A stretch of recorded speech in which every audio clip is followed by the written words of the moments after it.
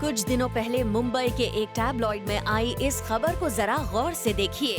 To pricey too early, ये खबर बॉलीवुड के उन यंग स्टार से जुड़ी है जिन्होंने हाल ही में बॉलीवुड में अपना करियर बनाया है, लेकिन उनके रेट आसमान पर पहुंच गए हैं। रिपोर्ट में लिखा है कि सिर्फ 1 या 2 फिल्म पुराने ये यंग एक्टर्स एड और ब्रांड के लिए लाखों करोड़ों रुपए चार्ज करने लगे हैं, जिससे बड़े बड़े बैनर के फिल्म मेकर्स तो इनके साथ काम कर पा रहे हैं, लेकिन ऐसे फिल्म मेकर्स जिनके साथ कोई बड़ा बैनर नहीं जुड़ा, वो इन हीरोज के साथ काम करना तो दूर की बात, मुलाकात तक नहीं कर पाते। यस, उनके चार्जेस हैं, क्योंकि ऑफ कोर्स इन्फ्लेशन, बहुत सारे फैक्टर्स हैं जो भी अभी आपको ध्यान में रखने पड़ेंगे।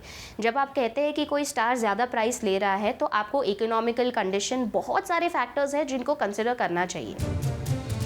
एक्सपर्ट्स इसकी वजह यंग एक्टर्स नहीं, बल्कि उनके अकाउंट और काम को मैनेज करने वाली टैलेंट मैनेजमेंट कंपनीज बता रहे हैं, जो स्टार्स को तो लिमिटेड अमाउंट ही पे करते हैं, लेकिन अपना कमीशन लाखों करोड़ों रुपए रखते हैं। इसकी वजह से ही ब्रांड और फिल्म मेकर्स उनके साथ काम नहीं कर पाते। टैलेंट मैनेजमेंट जो होती है आजकल स्टार्स की, जो they are not the old secretaries और समथिंग जो डेट्स देने वाले हैं, these are people who manage them, you no.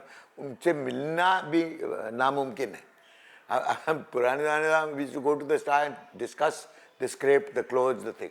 आजकल कुछ नहीं, the stars only land up on the set. तो तुम अंधाधुनी किसी लल्लू से आप सब टैलेंट मैनेजमेंट एजेंसी हुआ इज नो एक्सपीरियंस व्हाटसएवर इन विज्ञापन की दुनिया। जो विज्ञापन की जो डायनेमिक्स है, किस पे वो कॉन्सेंट्रेट करते हैं, क्यों चाहिए ये, कैसे कास्टिंग है, किस किस्म की स्क्रिप्ट है, व्हाट इज द रिसर्च। इतना रिसर्च जाता है मार्केट में कि लोग क्या सोचते हैं आपके प्रोडक्ट के बारे में। All like your brand ambassador, but आप ब्रांड एम्बेसडर को थोड़ी बेच रहे हैं, आप तो अपना प्रोडक्ट बेच रहे हैं। तो when you do research in the product, there is a lot of suggestions that come from the market. और वो ये बैठ के ये लोग कहते हैं नहीं ये स्क्रिप्ट ठीक नहीं है, ये ठीक नहीं है, वो ठीक नहीं है। What do they know? They are not a party to the research, you know. अगर वो बैठते हैं रिसर्च पे and they became involved in that, then they have a valid point कि नहीं ये हमारे स्टार ये नहीं करेगी, एक्सपोज नहीं करेगी, ये नहीं करेगी, वो नहीं करेगी। हालांकि टैलेंट मैनेजमेंट कंपनीज के पास इस बात का अपना क्लैरिफिकेशन है। ये परसेप्शन भी मेरे ख्याल से सही नहीं है। ये पता नहीं कौन सी टैलेंट मैनेजमेंट कंपनीज हैं या कौन से स्टार्स हैं। आई थिंक इस हिसाब से अगर लोग रिलेशनशिप बनाना चाहें तो बहुत ही शॉर्ट टर्म व्यू रहेगा कि हम जो भी ब्रांड्स के साथ रिश्ता बनाते हैं वो काफ़ी long term, it's like a long term marriage, it's not a one night stand कि यार आज रात पैसा बना लिया, अब चलो कल देख लेंगे, अब तुम कटो। वो आई थिंक गलत रहेगा। हमारे सारे जो भी रिलेशनशिप्स या ब्रांड एंडोर्समेंट्स हमने किए हैं, जैसे कि अनुष्का हो या फिर परिणीति हो, they've all been long term contracts and they've all come back for renewal. And at no stage हम लोग ऐसे चाहेंगे कि ये स्टार के लिए अच्छा ब्रांड या अच्छा मौका या अच्छी फिल्म चली जाए बिकॉज सडनली हमारा पेट नहीं भर रहा। So I think that will be very silly. No, that's not true.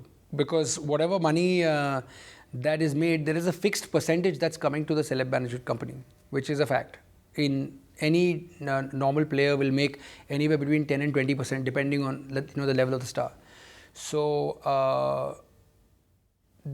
in any contractual transaction, the bulk of the money was obviously going to the star. जो भी हो, लेकिन जिस तरह से जमीन पर आए इन नए सितारों ने अपने रेट आसमान तक पहुंचा दिए हैं, उसे देखकर कहना गलत न होगा कि इससे अगर लॉन्ग टर्म में किसी का नुकसान है तो वो खुद इन यंग एक्टर्स का ही है। इसीलिए इन स्टार्स को थोड़ा केयरफुल होने की जरूरत है।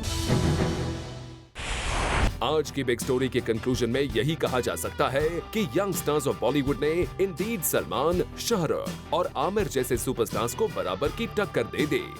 ये था हमारा व्यू, लेकिन आप क्या सोचते हैं? Do give us your views on Twitter @ZoomTV with #BollywoodBigStory.